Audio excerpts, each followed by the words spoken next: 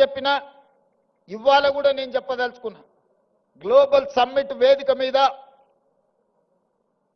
ప్రపంచ స్థాయి ప్రముఖులు అందరూ హాజరైన వేదిక మీద నుంచి నేను ఒక అంశాన్ని ప్రస్తావించిన. ఈ దేశంలో తెలంగాణ ప్రాంతానికి, ఈ భూమికి, ఈ గాలికి, నీరుకి ఒక చైతన్యం, ఒక పౌరుషం ఉన్నది. ఈ చైతన్యం, ఈ పౌరుషానికి చదువుతో సంబంధం లేదు. ఎవడైతే మన మీద ఆధిపత్యం చెలాయించాలనుకుంటాడో, మనల్ని అదిమిపెట్టి మన మీద తన ఆధిపత్యాన్ని నిరూపించాలని అనుకుంటాడో అప్పుడు పోరాటం పుట్టుకొస్తుంది తెలంగాణ గడ్డ మీద నుంచి అని నేను చెప్పా. ఆనాడు దండకారణ్యంలో పుట్టిన కొమరం భీముడు పీజీలు పిహెచ్డీలు చదవలేదు. సామాన్యుల గుండె చప్పుడుని అర్థం చేసుకున్నాడు. కొమరం భీముడు ఆనాడు జల్ జమీన్ జంగల్ అనే ఒక నినాదాన్ని ఆనాటి పాలకుల మీద, ఆధిపత్యం చెలాయించిన వాళ్ళ మీద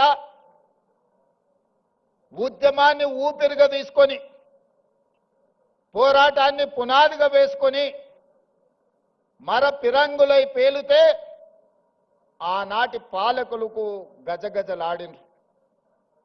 అటవీ ప్రాంతంలో పుట్టిన అడవి బిడ్డ, ఆదివాసి బిడ్డ ఆధిపత్యాన్ని సహించలేదు అంటే ఈ నేలకున్న చరిత్ర ఎలాంటిదో నేను అంతర్జాతీయ ప్రముఖులకు చెప్పదలుచుకున్నా.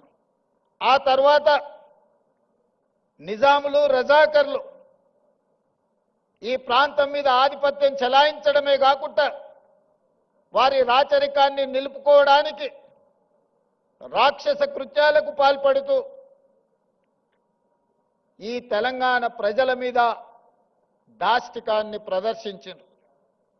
ఆనాడు చదువుతో సంబంధం లేని దొరల గడీలలో వాళ్ళ పాదాల కిందతో నలిగిపోతున్న సందర్భంగా రైతులంతా ఏకమై సాయుధ రైతాంగ పోరాటాన్ని నిర్మించి భూమి కోసం, భుక్తి కోసం, విముక్తి కోసం ఆకాశమంత ఎత్తున ఉద్యమాన్ని చేపట్టిన చాకలి ఐలమ్మ, దొడ్డి కొమరయ్య ఇలాంటి పోరాట యోధులు మనుల కోసమో, మాణిక్యాల కోసమో, మక్తాల కోసమో, జమీన్ల కోసమో, జాగీర్దార్ భూముల కోసమో కొట్లాడాలి. వాళ్ళ మీద ఆధిపత్యం చెలాయిస్తున్న దొరల గడీల మీద పిరంగులై పేలి గడీలను నేలమట్టం చేసి మనకు ఒక స్వతంత్రాన్ని సిద్ధింపజేసిండ్రు. సాయుధ రైతాంగ పోరాటం అది. ఆ తర్వాత ఉమ్మడి రాష్ట్రంలో మంచి జరుగుతుందని